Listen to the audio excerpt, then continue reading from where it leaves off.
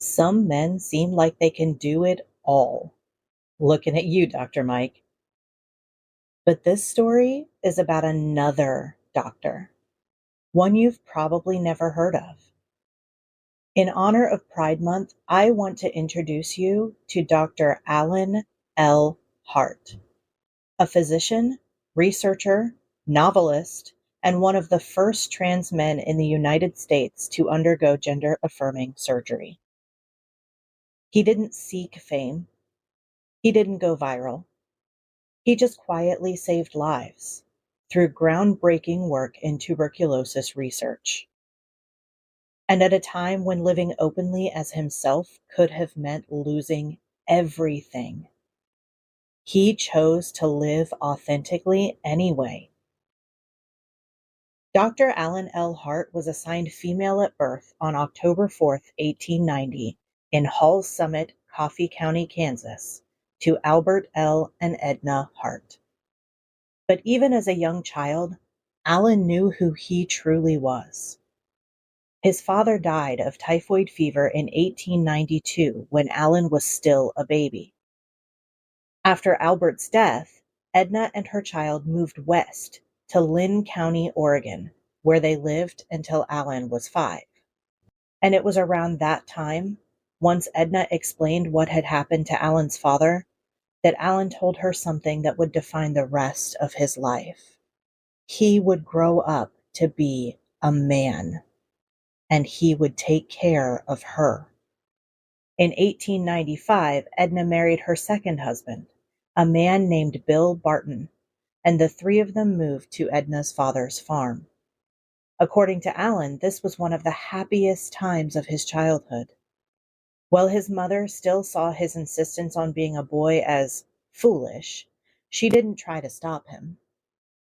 Alan was free to dress as a boy, to play with wooden toys his grandfather made especially for him, toys made for a grandson. And that's exactly how his grandparents saw him. Even decades later, their obituaries from 1921 and 1924 refer to Alan simply and clearly as their grandson. Alan's mother's obituary refers to him as her son. That happy period came to an end when Alan turned 12. The family moved to Albany, Oregon, and with the move came pressure. In order to attend school, Alan was forced to adopt a feminine appearance and to go by she/her pronouns. But during holidays, he returned to his grandfather's farm, and there he could breathe again. He dressed as himself and spent time with local boys who accepted him without question. Alan had no interest in dolls or women's work. He preferred the outdoors, the physical labor, the independence. And he had plenty of it. Once, while chopping wood, he accidentally cut off the tip of his finger. Rather than seek help, he cleaned and bandaged it himself, never mentioning it to his family. While in school, Alan often submitted his essays under the name Robert Allen Bamford, Jr. Pen names, even those of a different gender, weren't unusual at the time, so few questioned it. His work appeared in local newspapers, school journals, and later in college publications. Sometimes he used the pseudonym, sometimes just his initials, and sometimes he simply signed an anonymous boy. Only when forced did he use his legal name, and even then, reluctantly. After all, his essays were never about fashion or domestic life. They focused on topics meant for boys and men, and to publish them under a feminine name would have only confused his readers. Alan graduated high school in 1908 as salutatorian, second in his class. He stood out not just for his intellect, but for his creative talents. He was a gifted writer, a skilled photographer, and played the mandolin with ease. Still presenting as a woman, Alan enrolled at Albany College. There, he met and began a romantic relationship with a classmate named Eva Cushman. The two later transferred to Stanford University together for the 1911-1912 academic year. At Stanford, the shift in environment proved transformative. Though he still had to present as a woman in daily life, access to the broader San Francisco community allowed Alan to explore his identity more freely. Dressing in men's clothing, joining in social activities as himself, and being among people who didn't know his past. It was in those moments, small but deeply affirming, that his conviction solidified. He wasn't pretending to be a man. He was one. But eventually his money ran out, and Alan returned to Albany College to finish his undergraduate degree. After earning his bachelor's, Alan enrolled at the University of Oregon Medical School, where he earned his Doctor of Medicine degree in 1917. He didn't just graduate, he excelled. Alan was awarded the Sailor Medal, given to the student with the highest academic average over 4 years. At the time, he was the only quote-unquote woman in his class, and the first quote-unquote woman to ever receive that honor. Of course, Alan never saw himself that way, but it's a stark reminder of how the world still saw him, even as he was quietly preparing to change everything. Alan's diploma was issued under his legal name, a name he hadn't chosen. And for him, that wasn't just frustrating, it was devastating. Because it meant that the hard-earned medical degree he had worked so long for, the very thing that should have opened doors, now stood in his way. Any prospective employer who verified his credentials would either find a name and gender that didn't match who he was, or find no record of him at all. Even in success, Alan was being erased. During his time at the University of Oregon, Alan began to understand that his attraction to women was considered abnormal by the standards of the day. Worried and unsure where to turn, he sought help from one of his professors, Dr. J. Allen Gilbert. Years later, Dr. Gilbert would publish a case study titled Homosexuality and Its Treatment, using only the initial H for Alan to protect his identity. H had known for some time that she was not like other girls, but her condition seemed so natural to herself. Her mode of dressing, men's coats, collars, ties, tailored hats, English shoes, etc., made her conspicuous and the object of so much criticism and conjecture as to make her very uncomfortable. Despite the language and assumptions of the time, Dr. Gilbert was already coming to realize that so-called conversion therapy did little, if anything, to change a person's gender identity or sexual orientation. But he tried anyway, because back then, everyone did.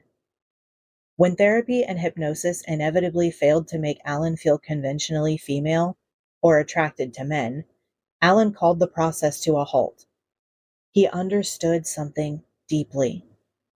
If those efforts had worked, he would have lost what mattered most: his thoughts, his feelings, his very sense of self as a man.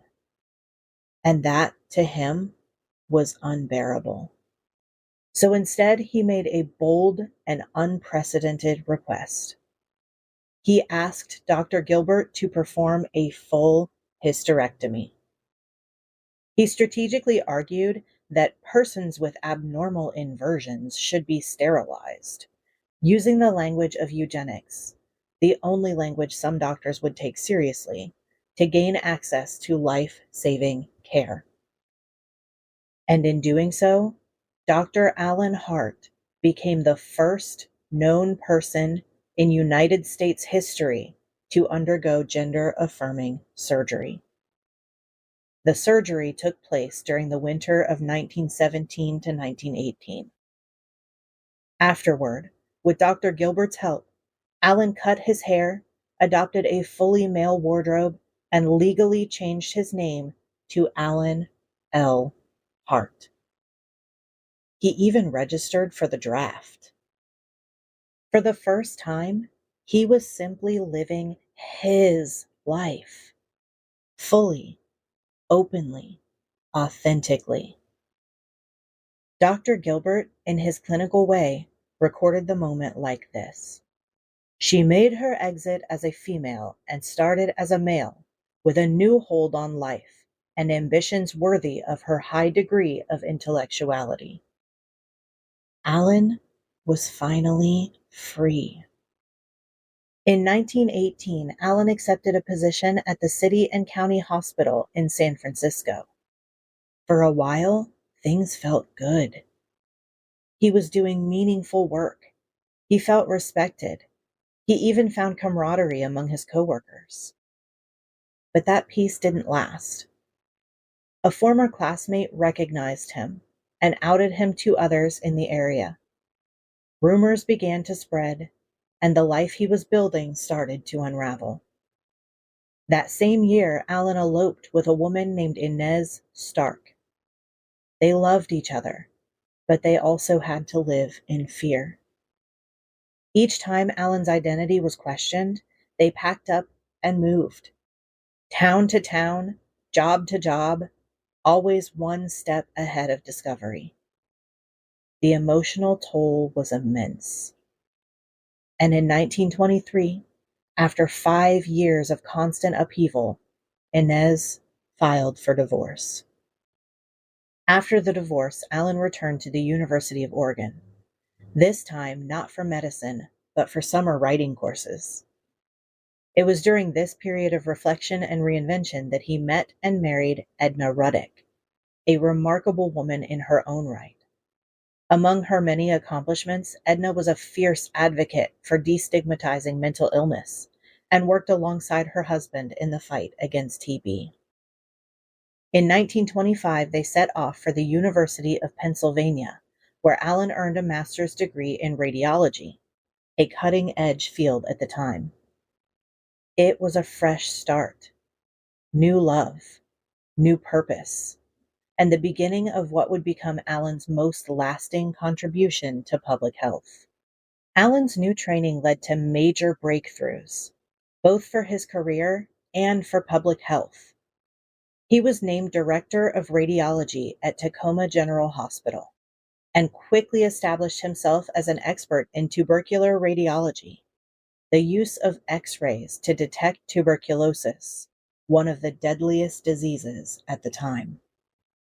He published multiple articles on the subject, helping to standardize and expand the use of chest X-rays in early detection. And that work, it saved lives, countless lives. Alan L. Hart was shaping the future of medicine. And somehow, while revolutionizing public health, Dr. Hart also found time to write. He published more than 9 short stories and 4 novels, all remarkably progressive for their time, exploring themes of medicine, identity, and sexuality with depth few dared to touch. His novels included Dr. Mallory, The Undaunted, In the Lives of Men, and Dr. Findlay Sees It Through. In 1932, he was elected president of the Tacoma chapter of the League of Western Writers and was invited to speak at multiple gatherings, not just as a doctor or novelist, but as someone who understood the power of telling the truth, even through fiction. Alan spent several years working as a tuberculosis consultant in Washington and Idaho before relocating to Hartford, Connecticut, where, because 2 medical degrees apparently weren't enough, he earned yet another, a master's in public health in 1948. He was appointed Director of Hospitalization and Rehabilitation at the Connecticut State Tuberculosis Commission, where he continued his groundbreaking work in TB prevention and treatment. His innovations in using X-ray imaging to detect tuberculosis laid the foundation for the diagnostic methods still used today. Even now, more than a century later, X-ray remains the gold standard in TB detection because of Alan's work. He was also one of the first doctors to document how tuberculosis could spread from the lungs to other vital organs via the circulatory system, a finding that changed how the disease was understood and treated. Dr. Hart didn't just save lives in his time. He's still saving lives today. Dr. Hart understood that tuberculosis wasn't just a medical issue. It carried a deep social stigma, and he was determined to ease that burden for his patients. He called his clinics chest clinics and referred to himself simply as a chest doctor. A small but intentional shift in language meant to make people feel less ashamed and more willing to seek help. As Idaho's tuberculosis control officer, he established mobile screening units, bringing care directly to communities in need. He lectured across the country, always stressing one thing: the science had to be understandable. If people didn't understand the disease, they couldn't fight it. He even wrote a book just for that purpose, These Mysterious Rays, a non-technical discussion of the uses of X-rays and radium, chiefly in medicine. It's still in use today. But his advocacy didn't stop at medicine. Alan Hart also spoke out against racism, signing a bold, full-page letter in the Hartford Courant titled, "Closed Doors in Our Community?" It publicly challenged his fellow citizens to take a stand against racial discrimination in housing. Because for Alan, health wasn't just about bodies. It was about dignity, equality, and access to care for everyone. After World War II, synthetic male hormones became more widely available, and Alan didn't hesitate. He began hormone therapy, which helped him grow facial hair and deepened his voice. For the first time, his body began to outwardly reflect the man he had always been inside. It was a profound shift, one he described in his own words as making him feel far more comfortable in his own skin. For a man who had fought so long just to be himself, this wasn't just a medical advancement. It was a quiet, powerful victory. Dr. Alan L. Hart died of heart failure in 1962 at the age of 71. His wife, Edna, followed 2 decades later. Before her death, she carried out Alan's final wishes, leaving the bulk of their $250,000 estate to the Medical Research Foundation of Oregon.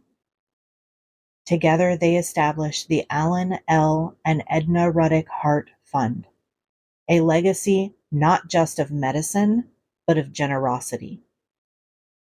Dr. Alan L. Hart lived a life of quiet courage, not just as a doctor and a writer, but as a man determined to live truthfully in a world that gave him every reason not to. In telling his story now, we offer what the world denied him then: to be seen fully and clearly for the extraordinary man he was. This Pride Month, his story reminds us that visibility matters, that history is full of people like Alan, brave, brilliant, and too often forgotten. If you believe stories like his deserve to be remembered, please like the video, leave a comment, and subscribe to the channel. Hit the bell so you don't miss future stories. And most importantly, share this video with someone who needs to know that queer history didn't start in the last few decades. It's always been here. Thanks for watching.